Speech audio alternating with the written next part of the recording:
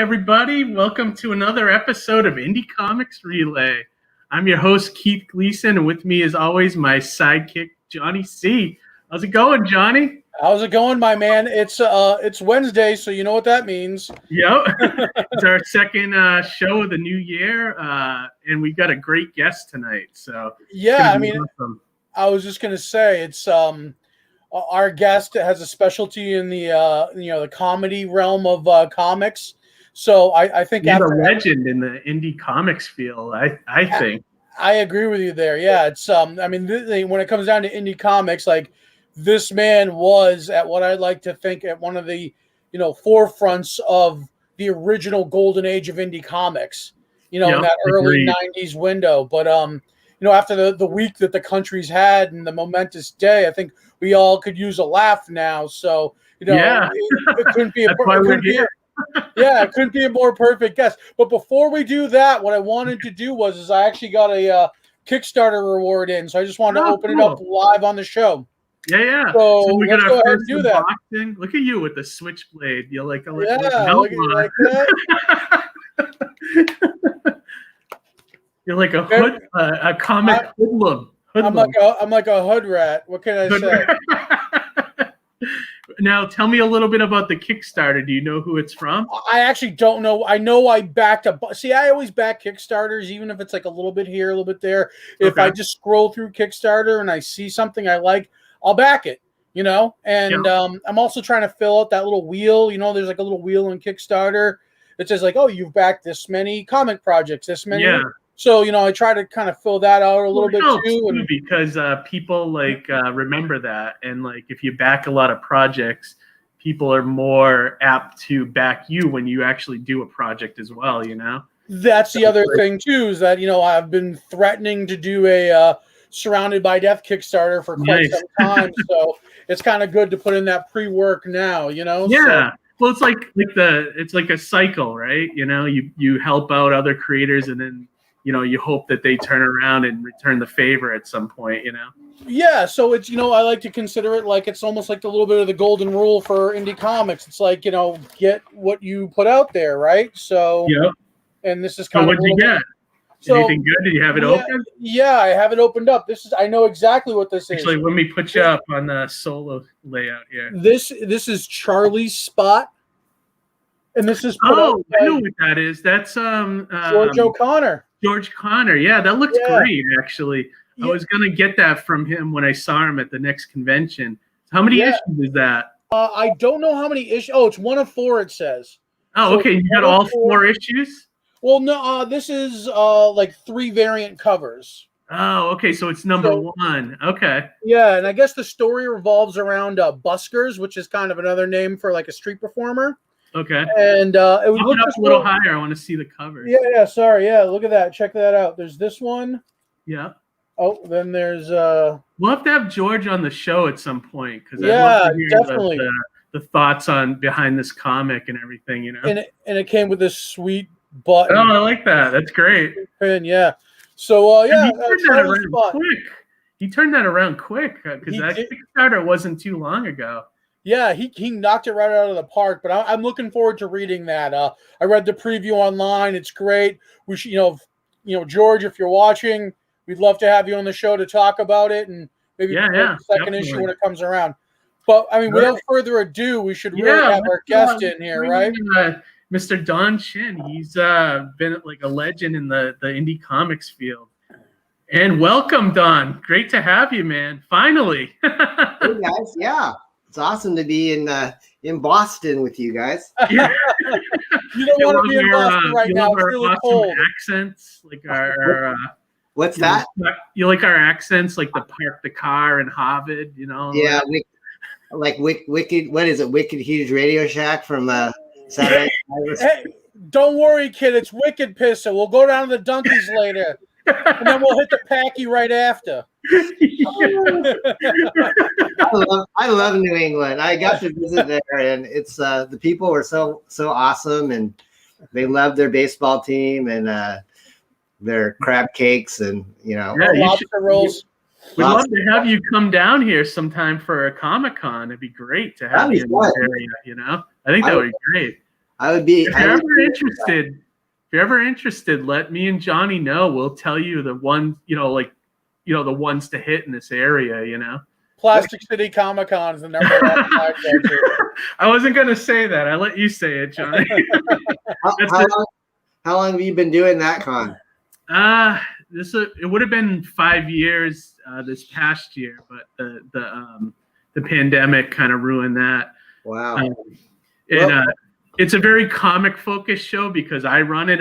I try to keep it very comic focused, which there's not a lot of those around, Yeah. So, but enough about me. Okay.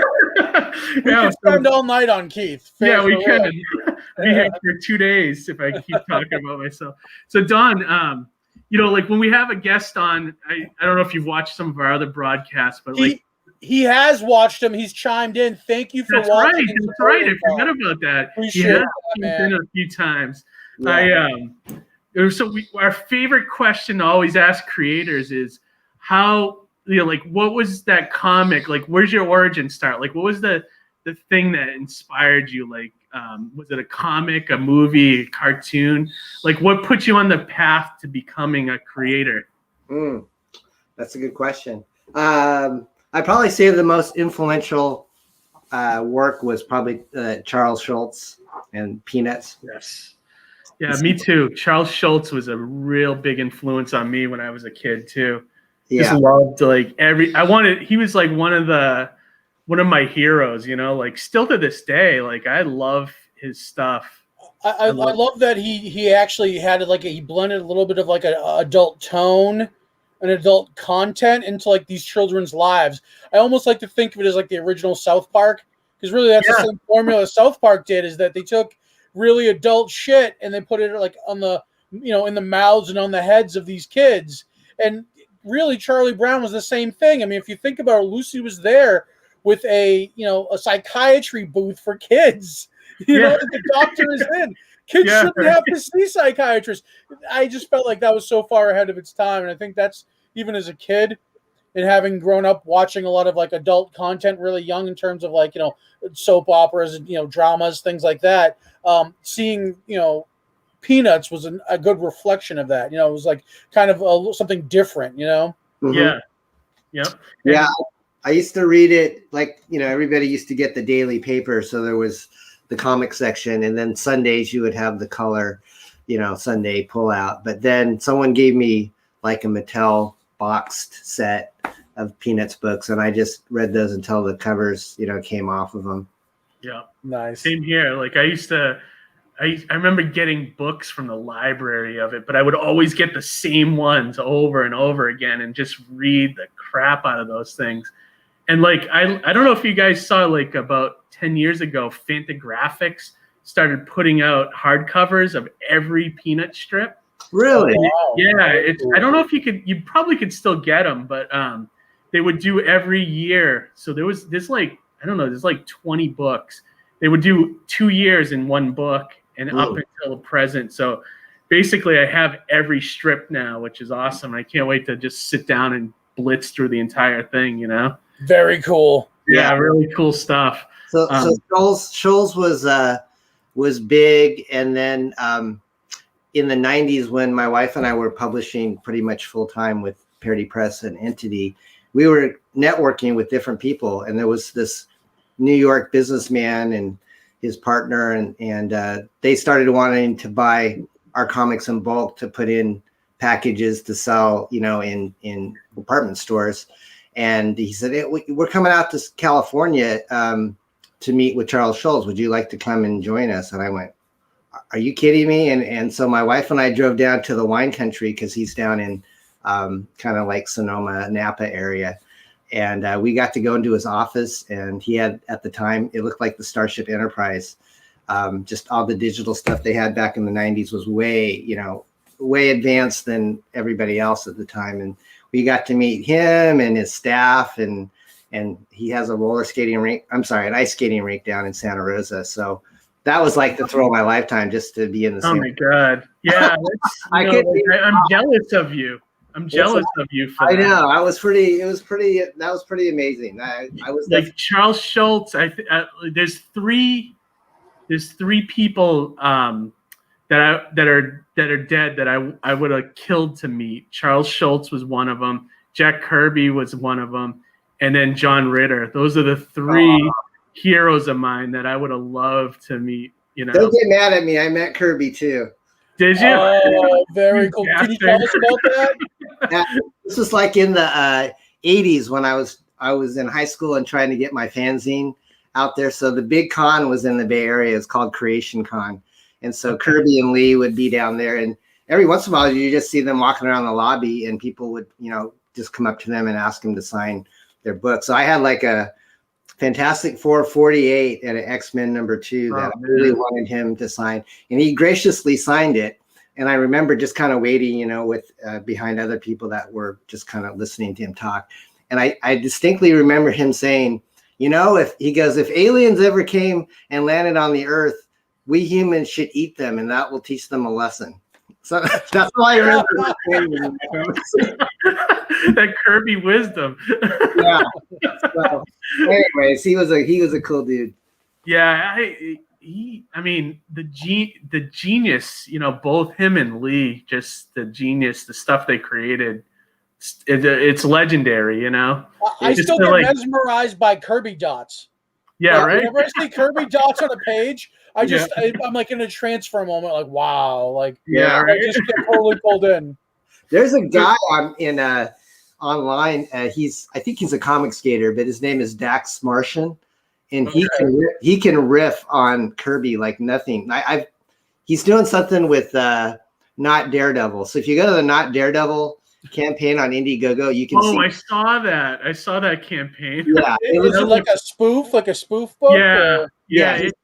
It's the Daredevil Golden Age character, Johnny, and it looks like he basically he took like a Daredevil comic and rewrote it, right? So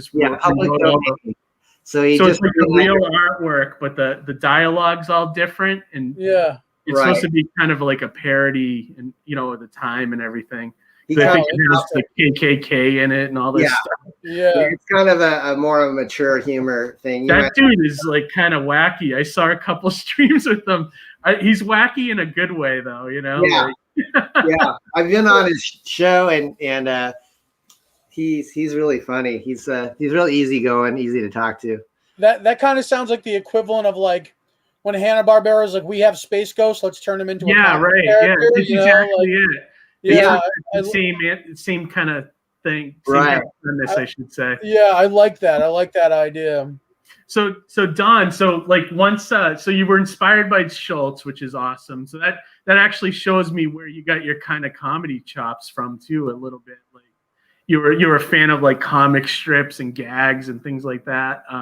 Yeah. So how did you then make the transition from being a fan to like creating your own comics? Like what was that next step? I remember, Keith, when I was young and in grade school, my parents owned a Chinese restaurant in Northern California. So they worked long hours and I would have to go down to the restaurant. So they would kind of placate me with buying me a lot of funny animal comics.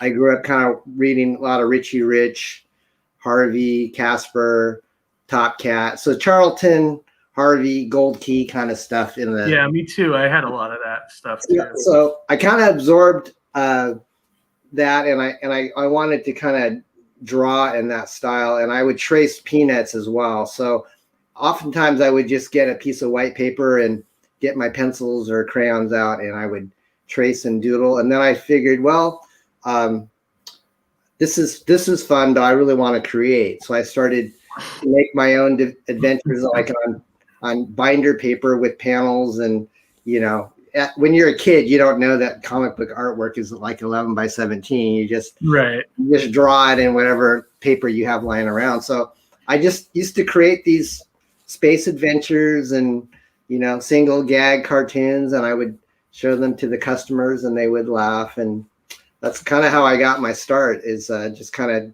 doodling and making my own comics when I was a kid. Yep, same here. Like I remember, especially with Schultz and Garfield, I would create my own comic strips with with the Peanuts or with Garfield and stuff like that, and show it to people and things like that. He said that's how I learned how to draw, was like drawing those characters, and then kind of went from there. Yeah. So very similar. That's cool. And then and then you said you started doing fanzines and things like that. Was that like more in like high school? Yeah. Well, actually, in junior high, I started to even kind of do little photocopy things for my, junior high school friends. But, it was pretty crude. There was like a newsletter that the school would publish, and they would ask me to do cartoons and that. But I would just do my own little, on a piece of typing paper and hand them out. But I did find this today.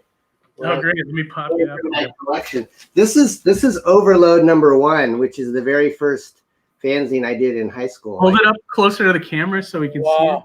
Oh, that's awesome. So what's funny about that is that's the very first fanzine thing you've ever done. That looks so professional. It's so good. Like, I've seen people put out their first comic books that don't look that good. Right. Like, that looks amazing. It's an Alien spoof, because me and my friend from high school, Parsonovich, who went on to draw the Hamsters, we were huge Alien fans. So the very first issue is a spoof, almost kind of a Heavy Metal meets Mad Magazine. Yeah, that's awesome. Well, I was just gonna say, it's like a lot of your work seems like when I would read the latest Cracked, when I read the latest Mag, and I had Mad Magazine, and I didn't have anything else to turn to, I'd look for these indie books on the shelves, and your work is kind of adjacent to that. I remember that there was in the 90s like a rash of these like comedic spoof like indie comic books that were there in the shelves, and they were so radical. And I for lack of a better description, is that 90s humor that I feel like is very much lost nowadays. And even just like the Mad Magazine and Cracked format seems to be like that spoof format seems to be kind of like a dying or a lost art form as well. Did you guys, since you're in New England, were you guys Tick fans? Ben Edlund? Oh yeah, I remember that. Absolutely. I remember picking that up at the comic store when it first came out, and it was already on its like 8th printing, And I remember that was a big deal getting that, because it was such, because it was a local guy doing it, Yeah, I like Ben Edlund's work, and when you talk 90s comics, I'm thinking humor wise, like Megatron Man, that was one that I kind of thought was a pretty good spoof. And we did tons of spoofs of individual books with Parody Press back in the 90s, but I agree, there's not too much humor. Yeah, I know. There used to always, like in the 90s, you would have your superhero books, but then there would also be like a Gru the Wanderer, or like stuff like that on the side that like Coffee Man or Peter Porker, Flaming Peter Porker, Spider-Ham, So that was a point I was actually going to make, is that, that era and that particular niche in comics was so popular that like Marvel had to like answer to that. They started putting out the What the comics, which was like a riff on the What If. Yeah, Damage Peter Control. Porker.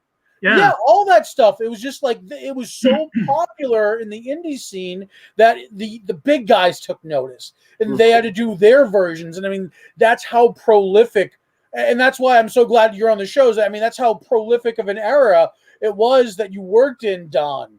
Yeah, thanks, man. Yeah, you do mention those Marvel ones. They did like Spider-Ham, and they did Power Pachyderms, I remember. Yeah, I remember that, yeah. And then DC, the only thing I remember that was kind of funny on their end was like Ambush Bug. Did you guys remember Ambush Bug? Yeah, I remember Ambush Bug, yep. That was pretty cool. But at the time, what Justice League was a comedy, remember that? Like J.M. DeMatteis and Keith Giffen were churning out like comedy, basically. Yeah, like they didn't really fight anything. They just hung out and made jokes. Kind of like the West Coast Avengers. There was it was definitely an era of comedy and fun at the time, I think. Yeah. But I really feel like it excelled in the indie scene, and it was like the big guys took notice after, like as an after effect. Remember Boris the Bear? That was always a cool one too. Yeah, that was around that time too. That was like the very first Dark Horse comic. Yeah, you're right. It was. Mike Richardson, I think, co-wrote that, and then James Dean Smith was the artist, and I was actually lampooned in that book. That he Were you really? Here's the Hamsters in that book, and I heard about it, and I was so happy when I saw it. I mean, you would think someone might get mad, but I thought it was hilarious. Oh, that's fantastic. Yeah. So tell us how. So was the Hamsters? Was that your first like breakthrough to like with the Eclipse Comics? My very first published work, Keith, was actually professionally was with Cracked. So okay. Back in 1983, I'd grown up reading Mad and Cracked, and so I thought, what the heck? Why don't I try submitting some ideas? And so this guy named Joe Catalano was an editor there, and he just kind of, would send me back little suggestions, even though I wasn't getting hired. And eventually, they bought some of my ideas. And Cracked number 200 is the very first comic book or type magazine I was ever published in. Oh, and, sweet. What was the idea or the pitch that you sent them that got published? I would send them like ideas for the post, like on Mad Magazine, you'd have like the inside front cover, and then the back cover would be that foldable. Yeah, I love that. The trifold thing. On Crack, they didn't do that. They would have a poster that the inside front and back cover, or inside front and inside back cover would make. So I would send them ideas for that. I would send them kind of like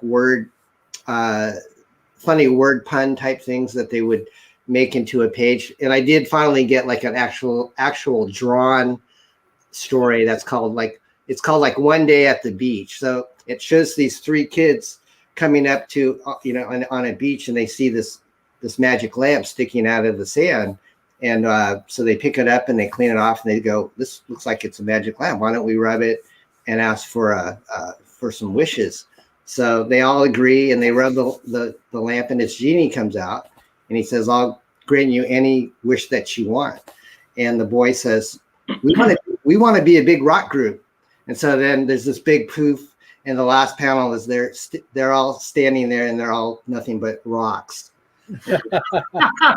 That's great. Yeah, that was my first published kind of illustrated story. Right for that seems like that would happen in one of the Wishmaster movies. Yeah.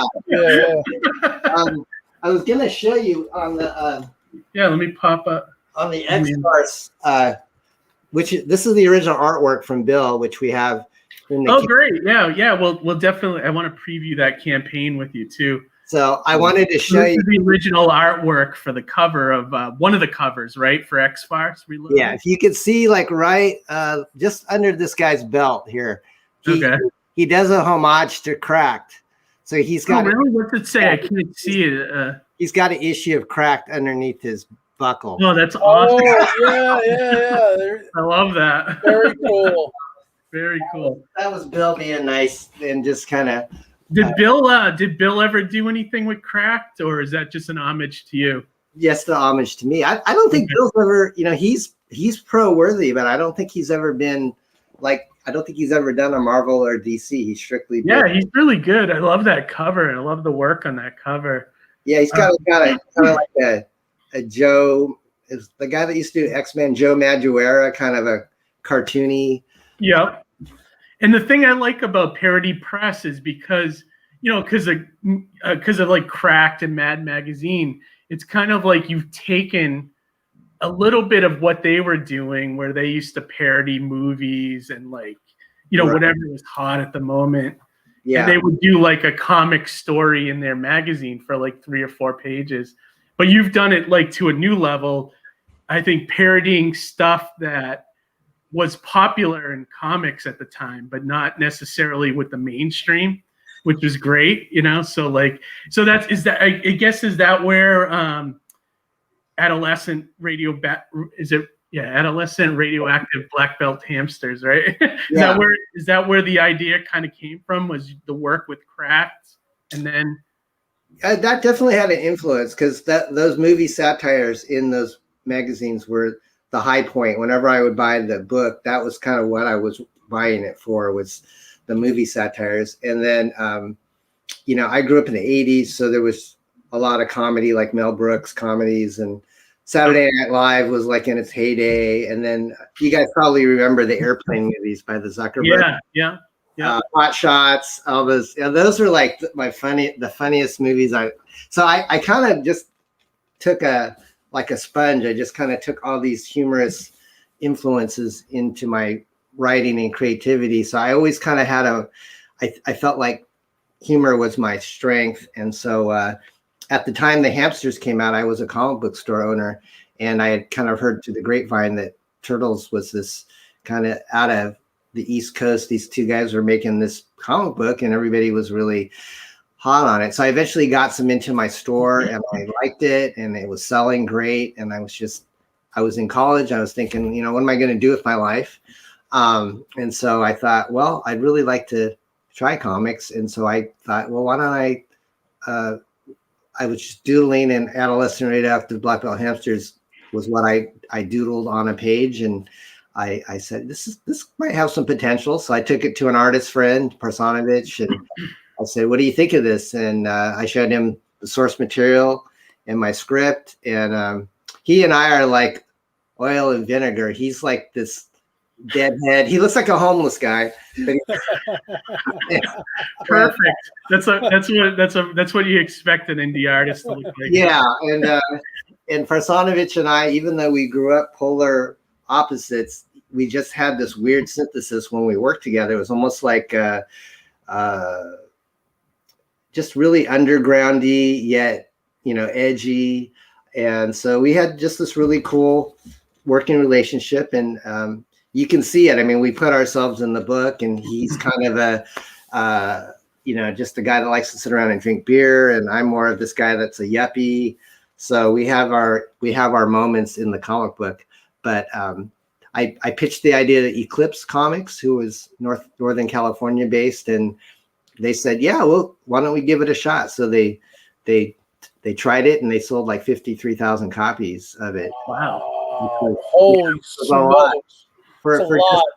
Especially when you look at like Kickstarter campaigns and things nowadays, like to scale, that is a lot. Yeah. I mean, that's like a top 20 book right now in the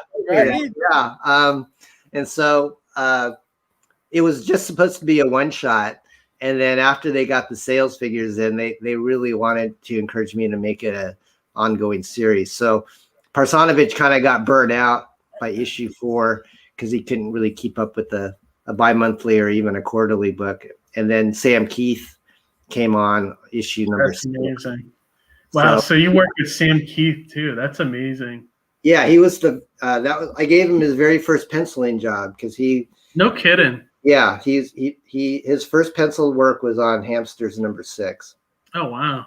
And then then after that, did he go and do the Max after that, or was that he must have done some stuff for Marvel and DC first? I would imagine.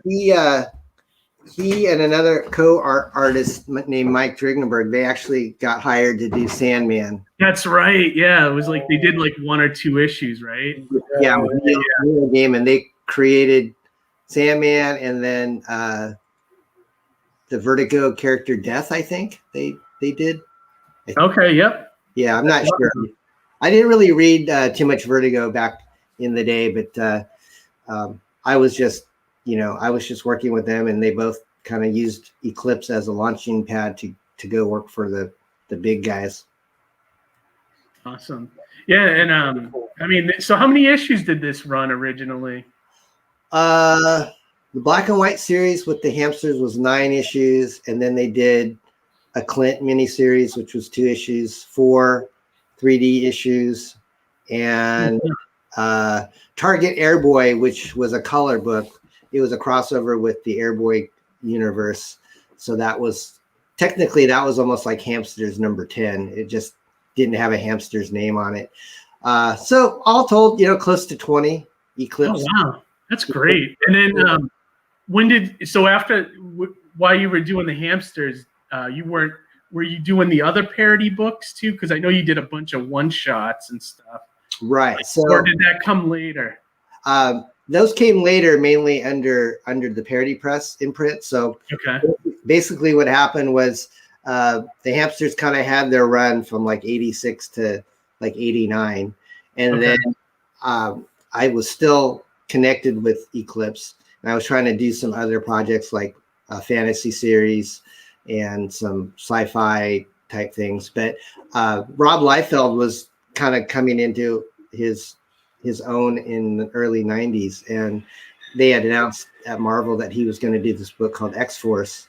And, you know, he was doing the jeans commercials, and yeah, that's right. they were just pumping him up to be kind of like this kind of a teen sensation. And so I actually met Rob at some cons and stuff, and I just thought, this looks like a really good book to spoof. So I went back to Eclipse and I said, what do you guys think of this X-Farce idea? I'm going to basically make fun of Rob Liefeld's X-Farce. And they said, yeah, let's do it. Oh, that's awesome. It was like in 91 or 92. And so X-Farce came out, and then just about 6 months later, we came up with X-Farce.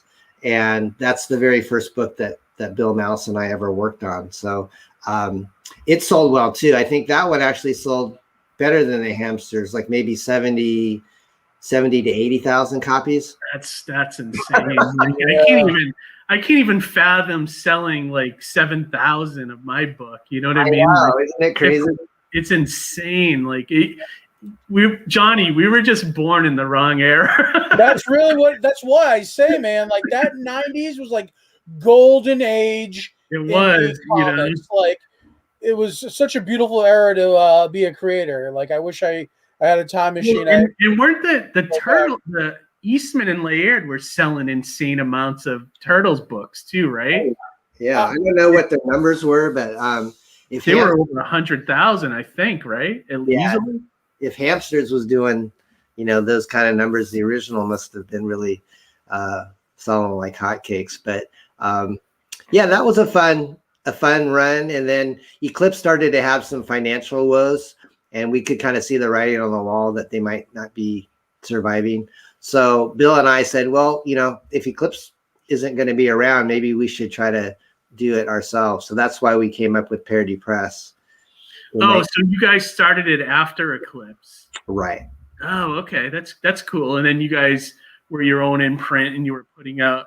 Is that when all the one shots started coming out? Yeah, it's like we just kind of heard, through our legal research that you can legally parody something once and not get sued. So that's kind of what we did when Image was coming out. We did, like, instead of Youngblood, we had Old Blood. And so there were all these like senior citizens trying to be superheroes, and they had like incontinence problems. That's great. And then the first book that we did was the Unfunny X-Cons, and that sold like 60,000 copies. And that's part of this X-Farce project. I want to play the trailer like once we get caught up. And then what did you and then we were talking backstage a little while ago, and you said you had some involvement in Zen the Intergalactic Ninja as well. Yeah, so Parody Press was kind of just starting to get its footing, and we were selling 3 or 4 books a month. And I think actually Keith and John at the height of the market, we were we had like a bigger market share than Archie and Mad. Wild. Yeah, we were cranking them out, and our parodies were just, our cost was low. We weren't having to do color. And so we would just kind of hire these artists that were hungry and talented, and they would work for us for a pretty reasonable page rate. And we would, these books were selling. It wouldn't be uncommon to sell 20 to 30,000 of a spoof. Oh wow, that's. Was there any other artist careers that you guys launched besides like Sam? Oh yeah, Lionel Francis Yu. He's X-Men. Oh really? Yeah, he was published first with. Well, let me backtrack a little bit, because Parody Press. Wayne Foucher is actually another guy who's been inking for DC, but he got his start at Parody Press. Okay. And then who else? Who you guys might know? Doug TeNapel. Oh yeah, yeah. Oh wow, Earthworm Jim guy. Yeah, that's awesome. One of his very first parodies. It was a Jurassic Park parody called Jurassic Lark, and he went by a pen name. I don't know if it was because he was working for somebody else and he didn't want to get found out. So his pen name was Doug Graves. Oh man. So what happened after? Let me grab a little beverage here. Oh, I thought you were bringing up. Sorry, just my wife brought me some coffee because she's. Oh, gotcha. So what happened was that Parody Press was doing well, and we thought, well, what if we want to start doing other things that aren't parodies? And then Zen kind of fell into our lap. The license for that had just run out with Archie, and the publisher was looking for a different, another person to publish it. So at the time, it was selling really well. And one of the things that we really thought that Zen had that no other property had was that Surge licensing. The people that had the Turtles license was marketing Zen. So we thought, wow, if we can get on the ground floor and Zen is half as popular as the Turtles, we'll be set for life. And there was talks of a movie, and he has a Nintendo game and action figures and stuff. So he did pretty well for its time, but unfortunately he didn't blow up like the Turtles. But yeah, it's too bad because ninjas were huge back then too. They were. Yeah. I remember Zen just kind of showing up in like other places, like skater magazines and things where it was outside of the comic realm. So he was kind of like breaking out, but it looks like it was kind of one of those things. Yeah. So we started Zen Black and White, and it sold great. We even tried to do some newsstand distribution, and Bill drew that one as well. So we just thought, it doesn't make sense to call a sci-fi imprint Parody Press. So Bill came up with Entity Comics, and that's where we did a lot of our superheroes like Nira X, Zen, Aster. Aster was the book that Lionel Francis Yu was first in. And he was from the Philippines, and there was this group of Filipino artists that sent in their work, and I just said, this is amazing. It looked like George Perez. Yeah. Wow. Yeah, I mean, and he's like a top guy now. He's doing one of the X-Men books, I think, right now. Yeah. So Lionel, Rafayenko, who does a lot of the Dark Horse Star Wars Darth Vader series, he's done that. He got his start with us, and we've worked with a lot of talented people. We had Jay Lee do covers for us, and Joe Quesada, and no kidding, that's awesome. Yeah, George Perez did an Aster cover for us, so that was pretty awesome. Man, you guys had some of the cream of the crop back then. That's great. We had some budget to. I mean, we had Chromium cover books back in the day. Only Valiant was kind of doing those, but we had enough sales to actually sell Chromium covers. That's fantastic. Would you say it was pretty easy to work with other creators back in the day during that era? Oh yeah, an indie guy. Yeah, I mean, we didn't really have email going back in the day, so you kind of have to know somebody that knew somebody, and then try to reach out to them and get a phone number. So really, email really wasn't as prevalent as it was now. And then doing production on comics was right now you can do all the stuff over the internet and share files, but back in the day, we'd have like a SideQuest 88 megabyte drive that you'd have to pages on and Commodore 64. Right, FedEx, and I can just imagine, because I've seen like old production pages where like the lettering is on overlays and like what I mean. It's like craziness. Like it's like how did people get anything done back then? I have no idea. I mean, it was we had quite the bullpen assembly line, and it got to the point where Bill was on the East Coast, my wife and I were on the West Coast, so we thought we ought to just all be in the same city together. So we moved over to Virginia, and we had our office on the East Coast for a few years. So most of the Parody Press entity stuff was all done when we were in Virginia. Oh wow! When did you close shop for parody press? Yeah, the market started to tank in like 97, 98. Yeah. A lot of the distributors were losing. They went out of business. So that kind of the trickle down was that if your distributor's got a business and they don't pay you, you can't pay the printer. So we actually had to go through a bankruptcy process because it got so bad. And wow. I think even Marvel, though, filed for bankruptcy at that time. So, yeah, remember that's when they sold off all their characters to studios. That's what saved them, essentially. Yeah. I remember that was about the time I did my first year at Kubert School, and I remember all the students were like, you know, like when Marvel announced the bankruptcy, and we're like, what are we even doing? You know, like, what a waste this education is going to be, you know? You went to Kubert School? That's awesome. I did, yeah. I went for 1 year, and yeah, it was great. It was just kind of cool to be, you know, with a few talented people, you know, like a couple of the students that went on, like one of them went on to do Batgirl for a while, and a couple other ones, you know, kind of got jobs in the field, but you know, no one really from my class, but just, you know, just you, man. Yeah. Yeah, I know. Most of them be shocked that I'm a writer now more than an artist, but are you actually taught by one of the Kubert kids? No, but we saw Joe there a lot at the time, and Andy and Adam were always around, but they weren't teaching. Sometimes they had like a store underneath, like where they sold art supplies and stuff. And sometimes Adam and Andy would be down there drawing whatever books they were on at the time. I think one of them was on the X-Men at the time. And cool. It was just cool to see that, you know, it was just a cool, like, it was an interesting school because it was like in an old, like abandoned, like high school. You know? It was kind of cool, you know. Was it pricey? Was it expensive? It was I mean, not by today's standards, but I think at the time the year was like about 10 grand, I think, or a little less than that. Wow. You know, for 1 year, you know. So did they teach you about storytelling, or? It's you know what they hammer in, like every teacher hammered in like deadlines. That was their big thing.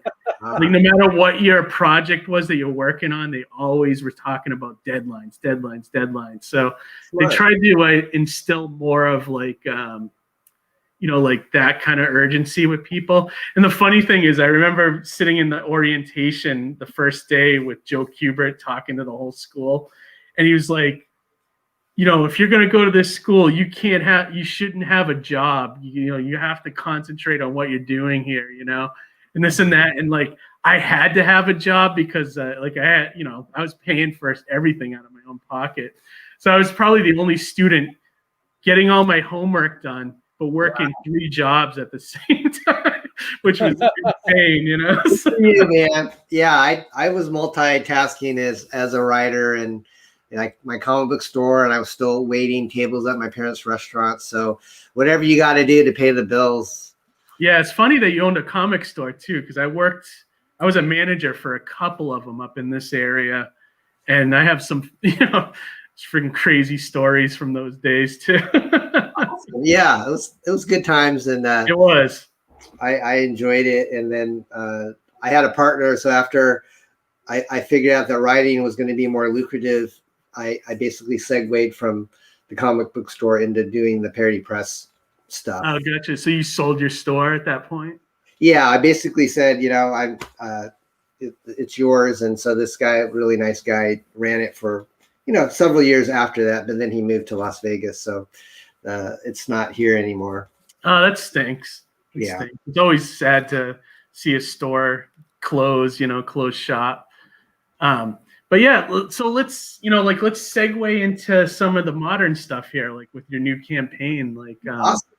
Yeah, actually, before we do that, let me see if we got anything going on in the chat here. I was excited to hear that you were going to be revisiting X-Farce and that stuff. I got to read a little bit of the older stuff that Keith had, and as I was reading through it, I was like, I felt like a kid again, honestly, just reading like old Cracked magazine and Mad magazine. And I feel like the sense of humor came from a lot of like the 90s, like comedic show, like sitcom, like Married with Children, things like that. Like a lot of that same vein of humor kind of permeated the work. And, again, like I said, I feel like a little bit of that is like that style of humor is a lost art or kind of a dying art. So I was really excited to see that there was something new that was being brought forth here. Thanks, Johnny. Great. Yeah, so Don, tell us a little bit about the campaign. I know some of it's reprint material, right, from the old X-Farce one shot and the X-Con stuff, right? So I'm just curious, did you get the comics I sent you? Because it sounds like you did, or not yet. I haven't. Okay. What did you send me, actually? I sent you a kind of a cool care package of things, but I sent it media mail, so it might. Okay. Yeah, it's taken us forever to get stuff. Like Amy just ordered a Christmas gift back in December and just got it this week. So everything is kind of the U.S. mail's kind of like a crapshoot right now. But anyway, back to X-Farce. So my thought was I've been kind of studying crowdfunding for the last year and looking at what people are doing, and I thought, well, if I was to come back into the market and publish again, what would be kind of a low risk thing? And so because I don't own the rights to the Hamsters anymore, you sold those to Dynamite, right? Yeah, Dynamite has the Hamsters rights now, so they're anything that they do, it'd have to be with their permission. But we kind of had that debacle with Cyberfrog and the Hamsters, and yeah, I heard about that. Yeah, you guys were gonna have a crossover or something, right? Yeah, it kind of got waylaid because of political reasons. So, anyways, that's water under the bridge. If someday maybe it'll see the light of day, but it's okay.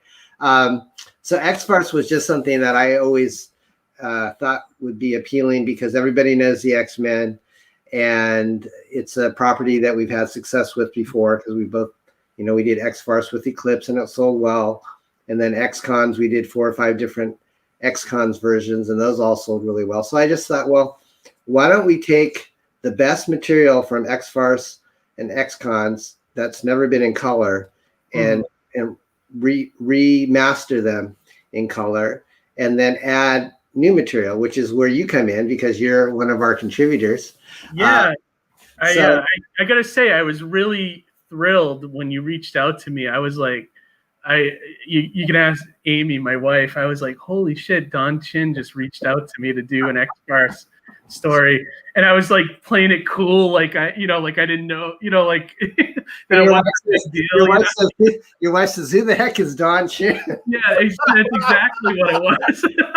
And then I explained to her about the Hamsters, and I think she kind of knew about that, which was kind of cool, But yeah, I was absolutely thrilled, and I thank you for having me. I loved doing our story, I read that one today too, and that was awesome because thanks, what? Johnny. House of X and Powers of X deserved lampooning, and Chef's Kiss was perfect. Thanks, man. It was hard to kind of sum up that entire 12 issues in like 5 pages, but I think I did it. I read those 12 issues and I still don't know what the hell's going on. Like they're in the future, but not really, and like there was like Nimrod, but he's like I don't know, and like. What? Like it was perfect for lampooning. I understood short more than I did any of Hickman's 12 issues. So. Oh, thanks, man. I appreciate that. We've got a compliment because when we published the preview of the page on Twitter, a comic book store owner said, "I recognize that. That's from like the House of X." And I said, "Oh well, Keith must know what he's doing." Oh yeah, I saw that. Someone had commented, which was great, and. Like when you approached me, like we were talking about possibly doing like X-Farce meets like the Mighty Mascots or something like that. But then the more I was thinking about it, I thought like House of X and Powers of X would be perfect because it's kind of like it's kind of like a huge direction with the X-Men universe right now, Right. And they haven't undone it yet, so it's like it's kind of staying that way. So I thought that would be a good thing to actually parody and help like the book kind of go with like future readers or current readers, Yeah, I'm excited. It'll probably be like in chronological order. So I think, we're going to open the book with the old 60s looking X-Men, origin. And then yours will probably be at the back because you're like, 2020. Yeah, I think that makes sense, actually. So that's kind of my plan. And, what attracted to me, your work to me, Keith, was, I bought an Alterna variety pack because I saw Pete streaming online. I said, this guy seems like a really cool dude. And I like his, just what I saw on a website of just kind of the different comics that he offered. So he had like a deal for like $30 where you get a package full of #1 issues.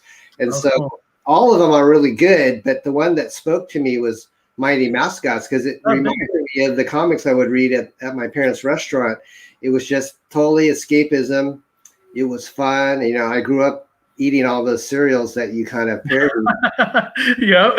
And so on so many different levels, it just resonated with me. And I just said, this is what comics should be. They should be fun. They shouldn't. Yeah, that's exactly my goal with that book. As soon as not to make this about me, but like as soon as when the idea fleshed out in my head, I was like, I'm trying to capture that Saturday morning, like I want you to read the book and feel like you're back on, like 1983 Saturday morning, turning on the TV with your bowl of cereal and watching like wacky cartoons. That was like the whole thought process with me. Well, you did a great job. So anyways, the whole feel of it. I mean, the newsprint. It just made me feel like this is like what got me into comics. This is what I was collecting. The way that the Alterna titles kind of look like the 80s Marvels, Yep.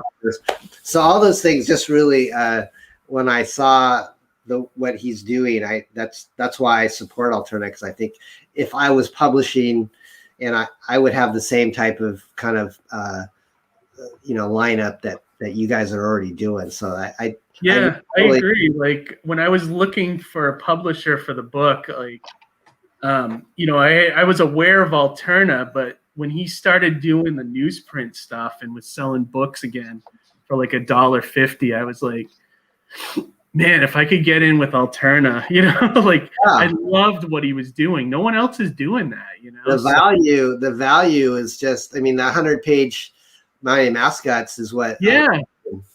That's what I got as part of the package, and I said, this is awesome. So obviously that's why I reached out to you, and I'm a fan, man. So oh man, thank you, Don. I honestly, I'm a fan of you too. So it's a love fest, Oh.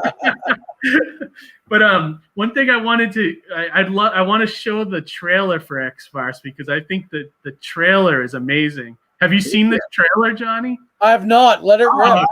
Oh yeah, you're gonna see it. It's amazing. You got Get your popcorn out, Johnny. Yeah.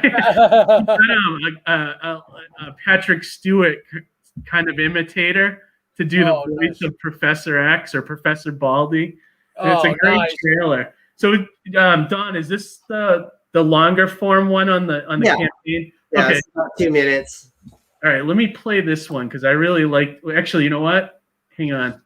I think I got to share my audio first, or else people will not know what I'm talking about or not hear any of this. So hang on, let me remove it out of here and stop sharing. All right, so now, share audio. Here we go. I always forget to do that, and then people are just like, what the heck am I watching? They just see a picture and nothing else, so. All right, so let's see. Let's make this big. All right, here we go. All right, Johnny, you're going to enjoy this. Fire it up.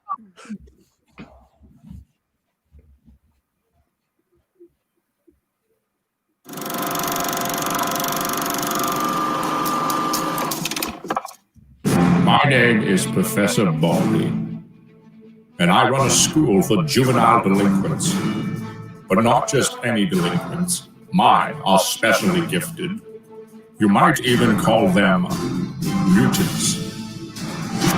Trust a few reformed ex-cons. Tangerine. Am I the apple of your eye, Bubba? Jeannie Gray. Beastie Boy. Everybody dance now.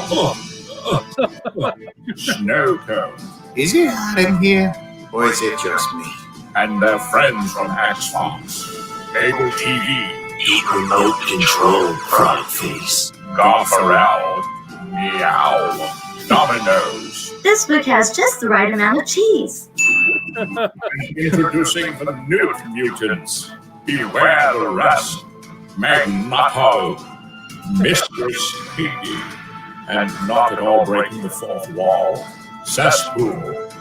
Now, Dirty Press Comics is back with X-Farce Reloaded #1. Don't miss this extraordinary comics extravaganza with 7 full-color stories of marvelous mutant mayhem. Back this book today for awesome variant covers and original artwork tiers. 48 pages of action and hilarious hijinks by some of comics' funniest talents. Parity Press, making the world laugh again. Only on Indiegogo. Yeah. Woo! That was great. awesome. I can't wait to read that. Yeah, it's a great trailer, Don. Thanks, man. Really good. It was worth the wait. We had the guys at Ascension that do like Expendables, Wreck Planet, Starlight Cats. I said I got to have these guys do my trailer, so I tracked them down on Twitter, and I've been kind of having this long running dialogue with them, and they finally turned it in like about a month ago. Awesome. Yeah, I love it. It came out great. It really like helps sell what this book is, you know. Anybody that's watching this and and you're into like Mad Magazine, Cracked, or comedy, parody comics, or if you like the Mighty Mascots, we got a story in there, you know. And you have like you guys, some of the other creators that you have on the book. You have like Mike Barron, which is huge. Yeah. Johnny, you know Mike Barron, right? Does Nexus and Badger back in the 80s. That's right. Yeah, he's in this book too. That's and then awesome. what are the other creative teams, Don, that are on the book? Well, we have from the original X-Farce, it's me and Bill Mouse and Bob Hant, and then Delphin Barrel is our colorist that did all the new coloring, and then on the X-Cons, which is like the Lee and Kirby 1960s origin story, that's a guy named Mark Lewis, and Kurt Hathaway, who was our letterer, actually inked Mark on that story. And then Mark went on to get a job at the X-Men animated series. So, he's a longtime vet in animation now. And so we've got Mike Barron and a guy named Ted Hellard. They do this story that you're scrolling right now, where they're having auditions because one of the ex-cons named Hunger James ate himself. So they have this. You know what this reminds me of? That scene in Mystery Men when they're auditioning new members for the group. Yeah. Yeah. That one's Spooner, which is all she can do is tricks with spoons. That's great. We've got him, and then Thad Rhodes is the artist that's doing the Neat Mutants with me. Okay. And, so other than me, you're the only other writer, because everything else is stuff that what I thought would be funny concepts that we haven't really touched. So you're doing the modern day Jonathan Hickman take on it. So my stories are the new stories are the New Mutants. What if other comic companies had mutants, which is what you're looking at now. So like imagine if Lee and Kirby went to go work for Gold Key, and so they made Disney characters the X-Men. So you've got like a beagle that looks like a Sentinel, and if you scroll down a little bit, you can see like Mouse Arena. Oh yeah. Oh, cool. That's great. Yeah. So that's like a 3-page story with them, and then the one that doesn't have any artwork, which is I like this idea too. Yeah, this is them in an Antarctic blizzard. The X-Cons and the Infringers This is actually, I actually had an assignment like this at Kubert School where I had to do the same thing. Oh, really? We had to do like a 1 page, and you had to just do it with lettering, which was amazing, and do the sound effects and everything. Is that where you learned to be such a good letterer? Is that Kubert? Yes. Yeah, I learned like the basics there, because back then in the 90s, it was still being done by hand. So we were using do you remember like the Ames lettering guide and all that? Yeah. Yeah, we were using that and making the lines and kind of doing that, Yeah, that's the way Kurt Hathaway, when we were doing stuff with Eclipse back in the 80s, it was assembly line. You would turn in a script, you would go to the penciler, and then the penciler would give it to the letterer, and the letterer would do his thing, and then it would go to an inker.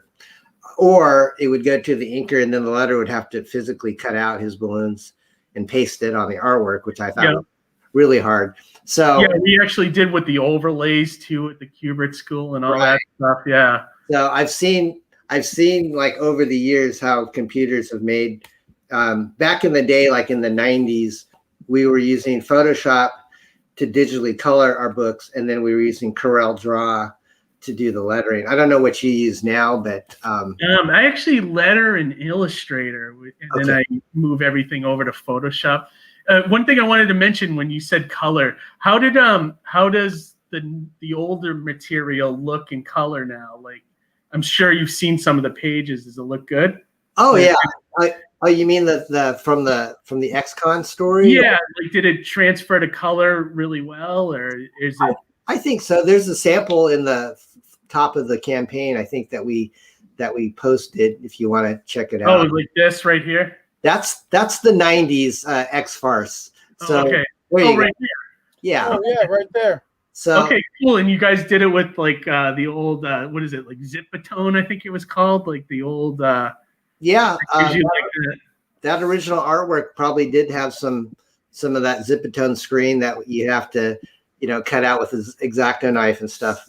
This is great. Yeah, this looks awesome. So that's Mark's work with Kurt Hathaway, and so Delphin, we said, if you're going to color this, we want you to use, look at some old 60s books and just kind of use a very subdued palette, because we don't want it to look like it's Photoshop 20. Yeah, no, it's great. It came out great. Yeah, so he not only did that, but he said I can even make the pages look like they're aged, and so he put like kind of like a parchment. Yeah, it's perfect. That is absolutely perfect. It looks really good. And then I wanted to scroll down further and just see if there was anything else here. All right, so this is the one that you kind of got to use your imagination to read this story. Yeah, and this is them meeting like your version of the Avengers, correct? Yeah, they're meeting each other, and yeah, they basically the X-Men's. Is it the Blackbird? Is that the name of their plane? Yeah.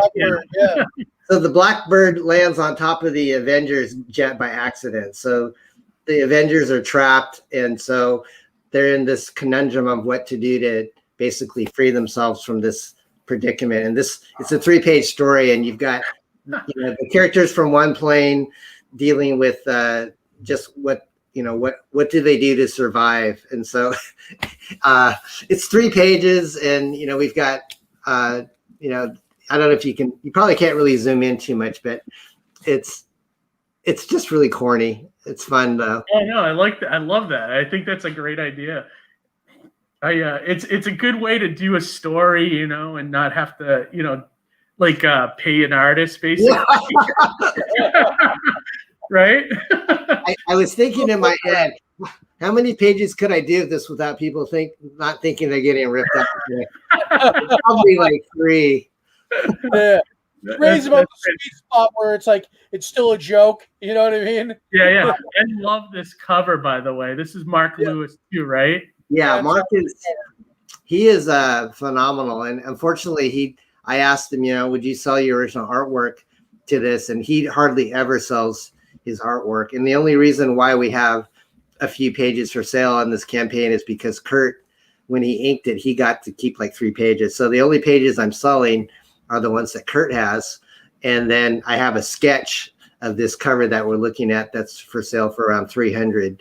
I love that he made it so aged too. It looks so good, and like oh man, it's such a good parody of X-Men #4, right? Isn't right. Yeah. Who are like? It's funny, like too. Who are the characters from the Brotherhood here that you guys parodied? Oh, my dog is here to say hi. Hang on a second. Oh yeah. Hang on. I like the Mr. P and Magneto. I think that's hilarious. Yeah, great Magneto. So from left to right, you've got the toe instead of the toad. Yep. Okay. And then the guy with the green cape, that's instead of mastermind, it's hamster mind. So if you zoom in, you can see a hamster running. little hamster in his head. and then you have Magneto, which is he's the master of the vacuum seal. and then on the very right, instead of Quicksilver, it's Quacksilver, and the Scarlet Wrench. That was great. And so I use that in WandaVision, I think, instead of what they're doing. yeah. So yeah, Mark knocked it out of the park, and we're really excited. And this is our it's like you got a lunchbox too. This is amazing. Yeah, we've got a fun executive boxed here, and you get all 3 covers. A metal lunchbox, a ceramic mug, and then an actual trading card drawn by Bill Mouse.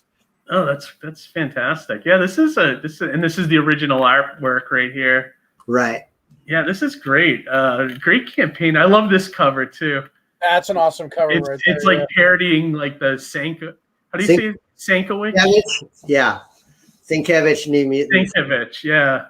So I said, Thad, can you do this kind of riff on his painted style? And he did a great job. I think. Yeah, it's perfect. Awesome. Like, you could swear he did this cover, Yeah, I think on the updates page, if we have time, Keith, I mean, there's newer artwork that I didn't put on the original campaign, like your stuff and. Oh, okay, yeah, yeah. Let me.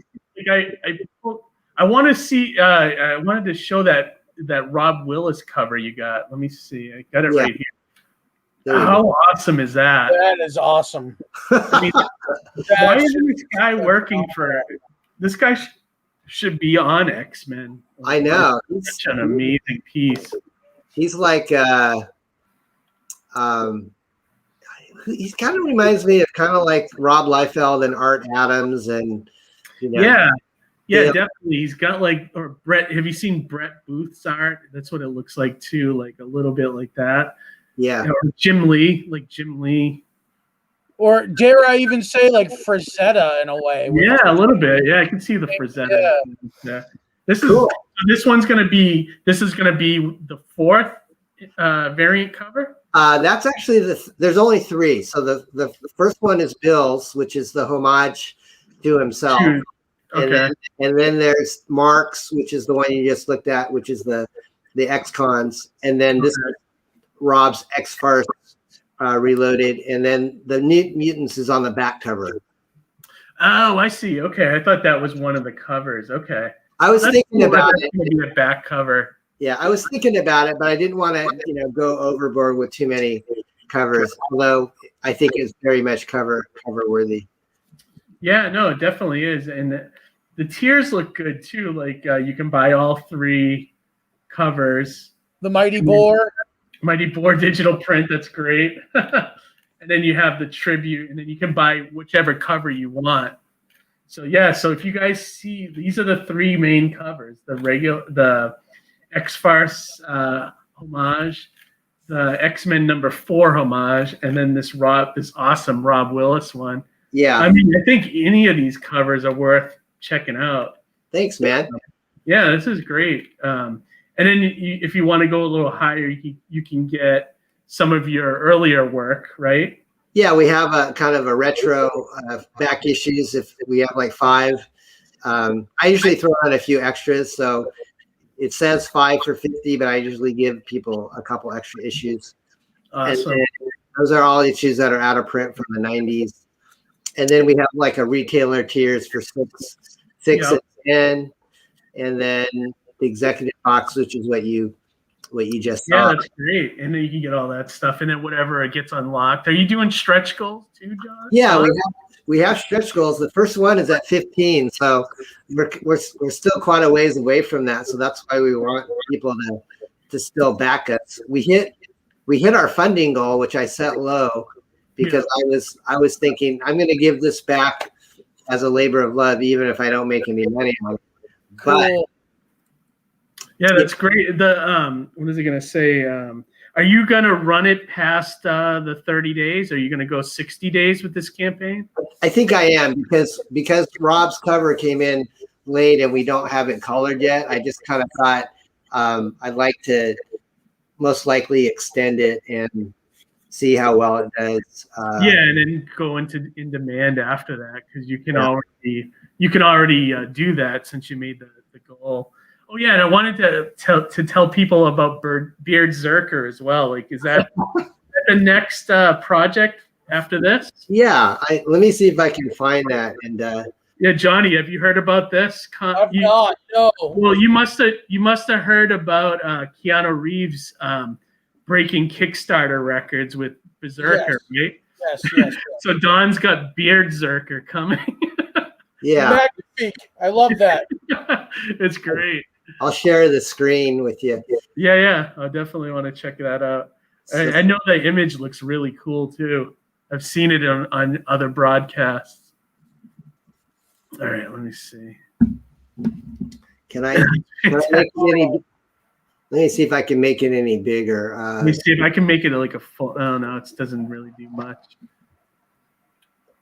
Am I able to make? Oh yeah, I can. There you go. Kind of zoom in. So he's like a rock and roll Rip Van Winkle. He's kind of like what if Ted from Bill and Ted went into a coma and then woke up in 2020.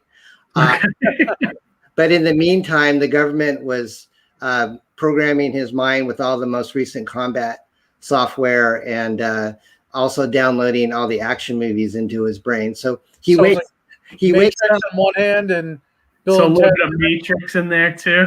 Yeah, we've got a whole bunch of Keanu send-ups, but his power is from the rock and roll god. So that axe is actually a guitar called the Shredder, but he also uses it for maiming his adversaries. So he gets his power from like Slash and Eddie Van Halen, and he's kind of only got the power of Thor's hammer in his guitar. Is that why, like, I've seen the logo? Is that why the ZZs look like ZZ Top, kind of? Exactly. That's great. His beard gets longer as the book progresses. So by the end of the story, it takes on like a life of its own.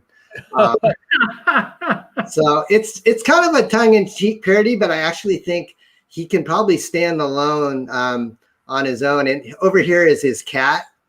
And his cat we named his cat Cat Stevens. I love that. And he plays the drums. He's kind of like modeled after that movie Keanu that Key and Peele did. Yeah. Yep. We've got like a farmer's daughter girlfriend that's kind of modeled after Halle Berry. And so he's basically brought back into our modern age to solve today's problems. And even though these hornets kind of look like cyber frogs, Vespas, they're actually murder hornets, that everybody was talking about last year. Oh yeah, that's great. Yeah. So is that like the main like villain in the one shot? Yeah, so they're not huge size. They're more like big wasp size. They just look big because they're coming at you. So that's awesome. Dude, I love it. And so Don, do you have plans beyond Beard Zerker? Are you like kind of here to stay again, or is it like I'd like to. I mean, I'm still a realtor full time, and that takes up a lot of my day. But I'm kind of like at the point where I don't have to do, I don't have to hustle as much as I did when I was earlier. So that's why I have the ability to kind of do this as a hobby and kind of test the water. So I think just kind of depending on how Beardzerker does, I have other things planned, like probably re-releasing Enchanter in color, which was the book that Mike Dringenberg did with me at Eclipse. Cool. And then, Mike I imagine like if you release some of your older stuff as like, like you could even do like an omnibus of like all those one shots and things like that. I think fans old and new would gravitate towards that, That's a good idea. Someone mentioned that in that other stream I was in last night, like do an omnibus. I was thinking, wow, that's, because you could get like 80 to 100 pages and make it really value. At like a reasonable price, and like it wouldn't cost you much production wise, You just have to cover that print run, and probably could do that with like a $5,000 goal or something, Yeah, there's all sorts of things, and I think Beardzerker, I already have plans for a sequel. I'm hoping that it'll be big, and I mentioned in the show last night we're probably going to do a variant cover with Billy Tucci's She. So I'm already really? Okay. Negotiating with him, and then Bill Mouse is drawing. Billy's awesome. He's such a great guy. He is a great guy. So we Bill see him Mouse, a lot at shows around here because he's like, I think he lives in Connecticut. So I see him so many times.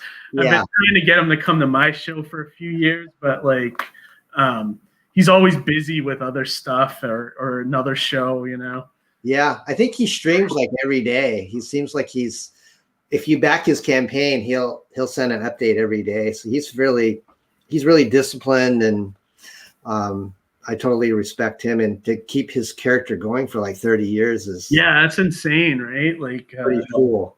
Yeah, so, Billy's a cool dude. I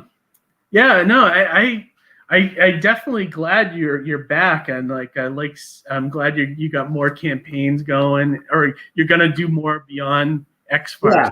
Awesome. Yeah, I think if we were to, I don't plan to do another X-Farce for a while. So if we were to bring back some of the more popular parody press books, one of them that I really like was called The Pummeler, and that was a Punisher spoof. Oh, Johnny's right up my alley. So maybe you can make fun of how everybody's trying to cancel the Punisher right now. That would be perfect, actually. I'd read that. Yeah. Right.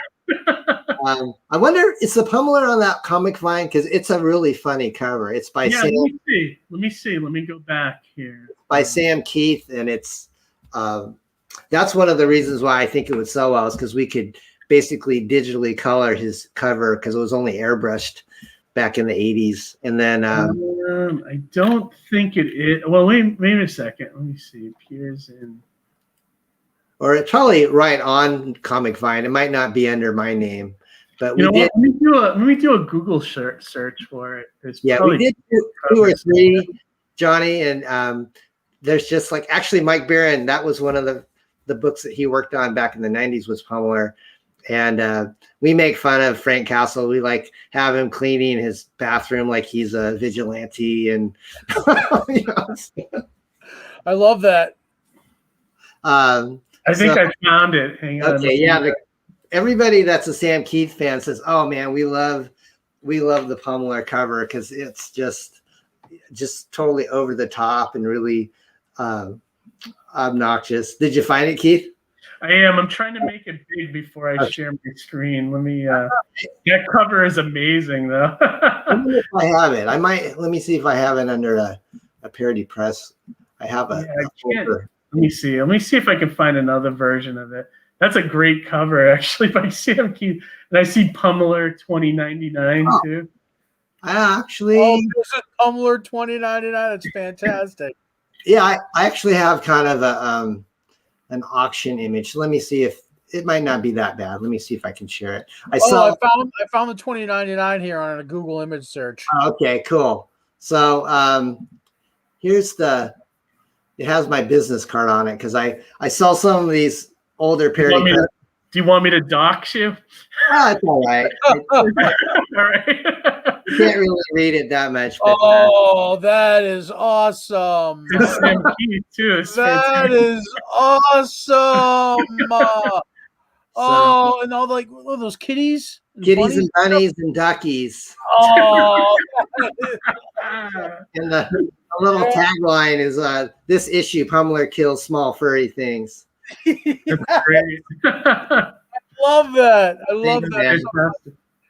So yeah, that was kind of a little tidbit of kind of what Parody Press did. What was the gist behind Pummeler 2099? Was that the same character? Yeah, we just Marvel came out with the 2099 book, so we did a 3-part one. We did there was Doom 2099, and there was Ravage, and there was Pummeler 2099. So we did Pummeler, Rummage, and Dumb.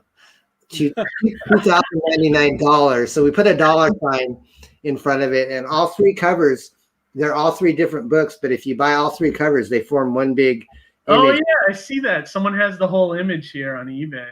Yeah, with the gold foil. Oh, that's great. Yeah, so we did some pretty cool, special effects covers even on our parody books. Like actually, that's your eBay. That's coming. Oh, yeah, that's probably mine. So that's amazing. Like the Pummeler logo, that's like foiled and embossed, so it's silver, metallic silver. So very cool.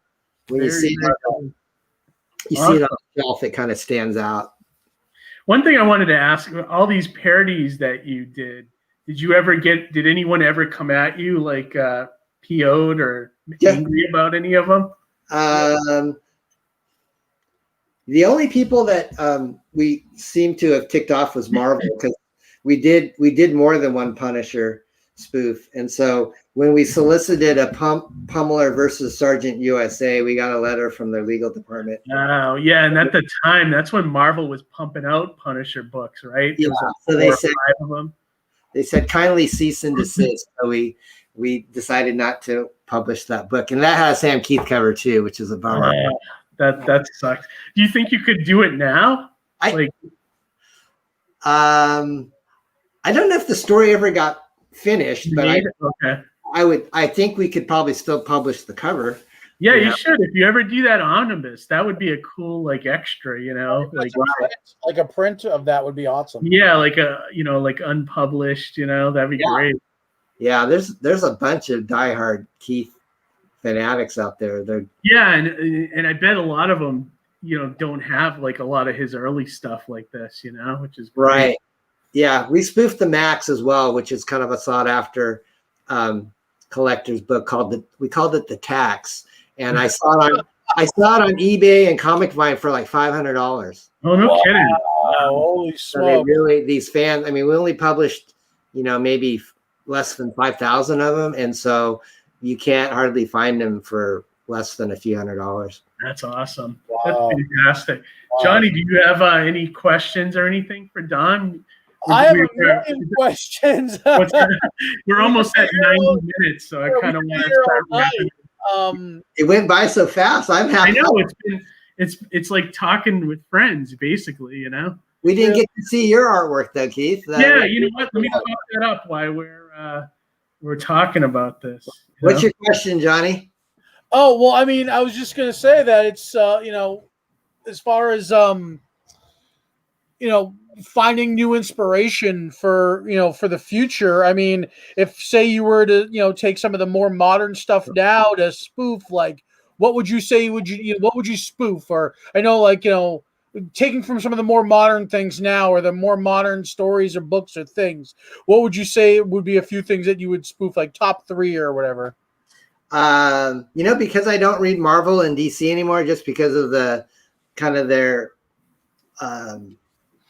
stance on just the social justice warrior kind of mentality. I don't really support them. So actually, I would be more inclined and more excited to actually spoof like Comicsgate titles, Cyber Frog and Graveyard Shift, or there's a bunch of things that could be really funny to spoof, and that's kind of what I think I would lean towards at this point. But there's so much turmoil going on.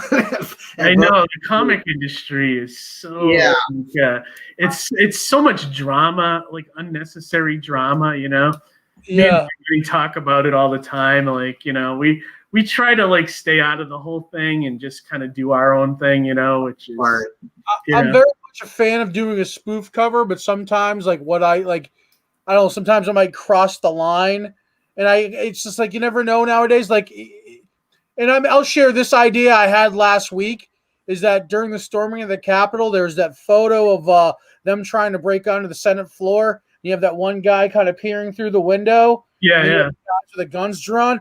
I thought that would make it like a really like cool spoof cover for like Surrounded by Death, where the guy is a zombie. And like I think that's funny, but like I'm afraid like if I did that, put it, like I might get canceled or I might hurt somebody's. I might be. You know what I mean? So it's like I'm a fan of spoofing things, but sometimes it's just like I forget where the line might be drawn. Yeah. You get a target on your back automatically. It's tough. a fine It's a line. tough era for comedy, like stuff that like where a comedian or somebody who's of a funnier sense of humor could go there and it would be okay. Other people might be a little too sensitive to it. Yeah.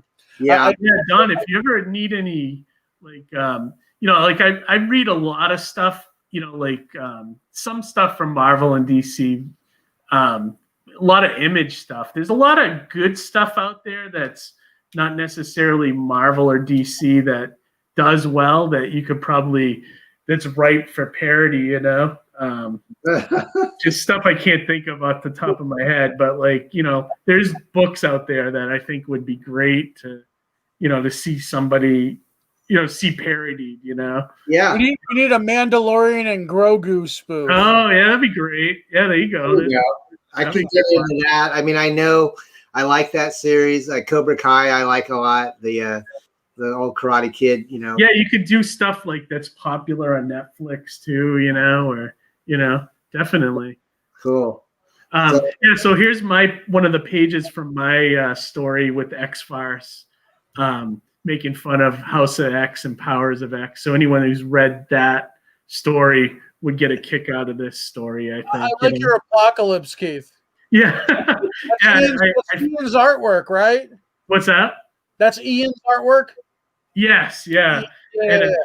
I feel cool that I added a couple characters to the X-Con universe, Yeah, you did. Yeah, Can you zoom in on them anymore than that? I can if I bring it up in Photoshop. Let me. Okay, that's all right. I just thought it's just so beautiful, the detail that those guys put in, and your lettering is so complimentary, and the colors are just like mouthwatering. Yeah, it definitely came out. And it was funny. This is one thing I probably didn't tell you, Don, but Johnny knows. Like my wife, Amy. She's like my secret weapon sometimes with the artwork, especially on this page. Like she's the one that drew the little circle here with beak in it. Oh yeah! Oh nice. Yeah, Ian didn't draw that. That was kind of added after the fact. I like that though. I thought that was one of the funniest gags. Like beak, such. Yeah, anyone that knows beak, like you couldn't find a more worthless mutant. I think. Yeah.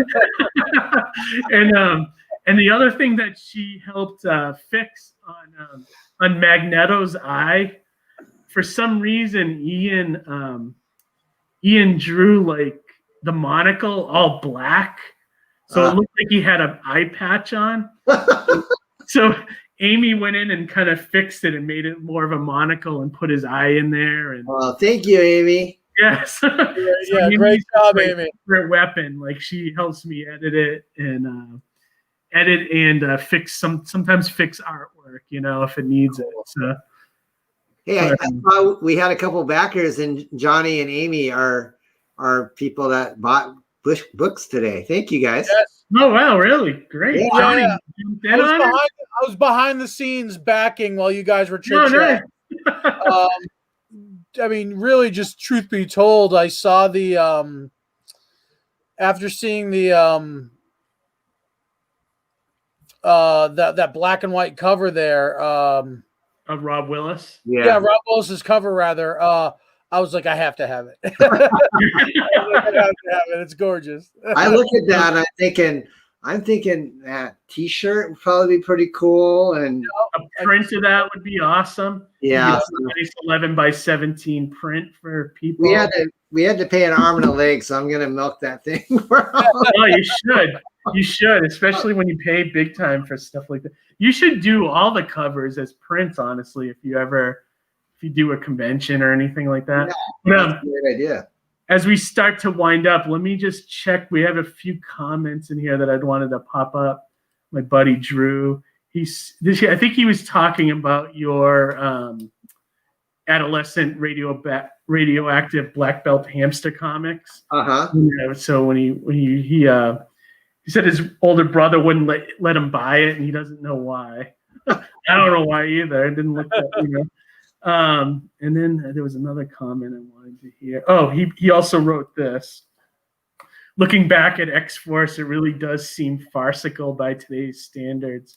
But it's been 30 years. Does that speak to the book's staying power or its ridiculousness? Yeah, I mean, it kind of does, right? Yeah. And he said that she really likes the Domino's line. It kills her. Yeah. I thought it was a pretty good spoof. Is that your wife, Amy? Yeah, that's my wife. Yeah. Hi, Amy. Yeah, she's my secret weapon. She's a great artist too. But that's great. My wife. What's that? I said my wife. She'll never join me on a stream, but she's like the production glue that holds this company together. Yeah, same with me. Amy, Johnny knows. He's seen Amy. Like, absolutely. At shows. I can't get her to do a sequential comic, but whenever I need a print or something like that, she'll whip something up for me. You know. So. Does she have a regular 9 to 5 that she kind of does? She does, yeah. But she goes to every convention with me, and she's primarily known. She makes these crazy she takes My Little Pony figures and recustomizes them into other things. It's insane. Like a Queen Alien one she made one time was really cool. Yeah, let me see if I can find one for you, John. Don, you got to see these things. And she sells them at cons, or what's that? They sell like hotcakes. Yeah, we go to New York primarily, and she gets like 500 a whack on them. Wow. Yeah, it's amazing. Once you see it, you'll understand. It's like she takes a My Little Pony and completely rebuilds it to look like if it was like the Queen Alien from Aliens. You know what I mean? Can't wait. And then these bronies come out of the woodworks. And they love it and they eat it up, and they got to have it. It was a very pretty good. It was a very good niche. Wow. Yeah, let me pop this up. This one will impress you. This is the last one she made. What does Amy like to read? Is she a comic book fan? She is. Yeah, she that's that's awesome. Isn't that amazing?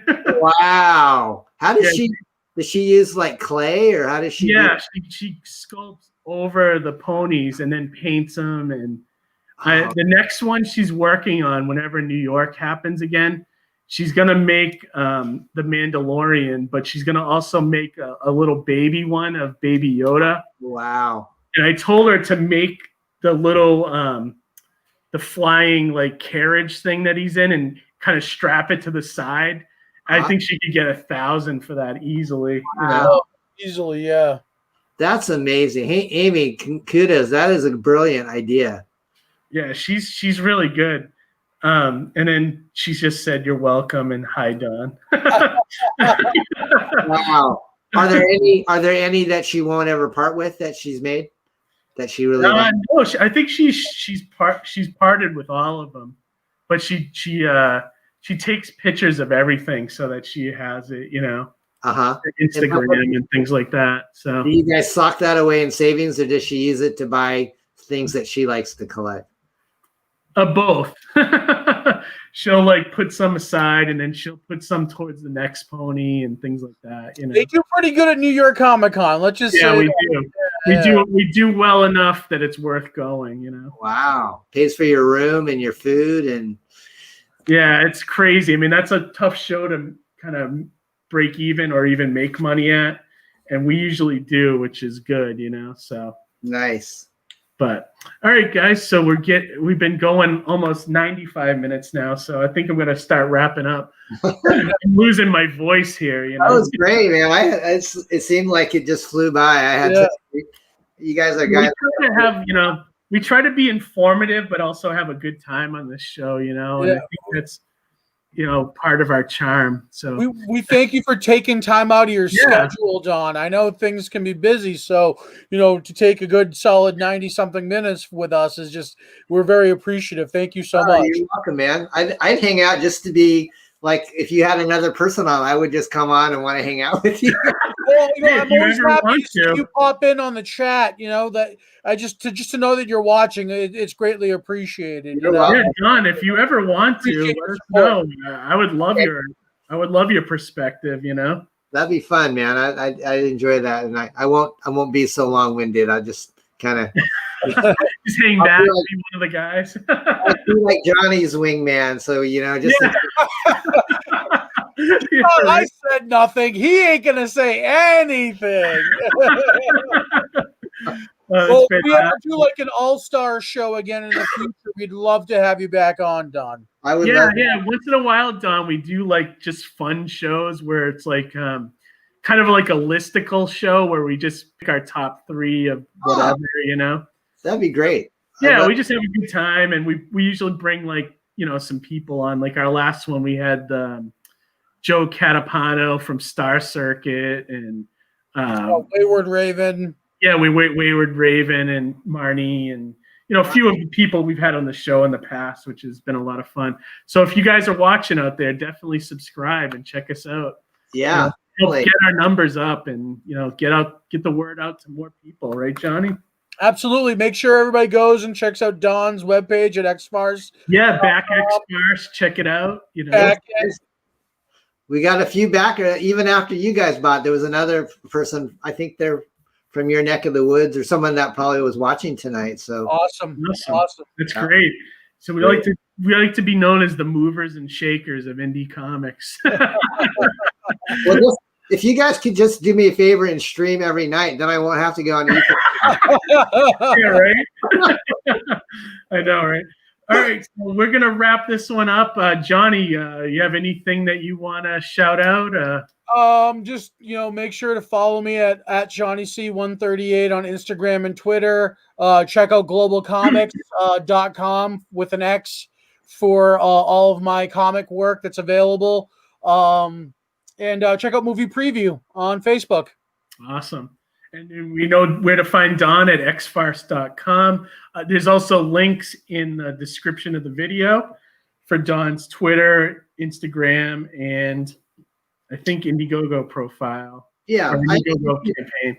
I have a YouTube channel too, so just search Don Chin and I should come up. And I'm trying to do like a morning comics and coffee show every Oh yeah, you have a YouTube channel too. I think I put that link in there as well. Awesome, thanks guys. Yeah, definitely. And then check out me and Ian's and Anton's story in X-Farce Reloaded. If you like Jonathan Hickman, if you hate Jonathan Hickman, check it out. We make if you're confused about Jonathan Hickman, it's perfect. What?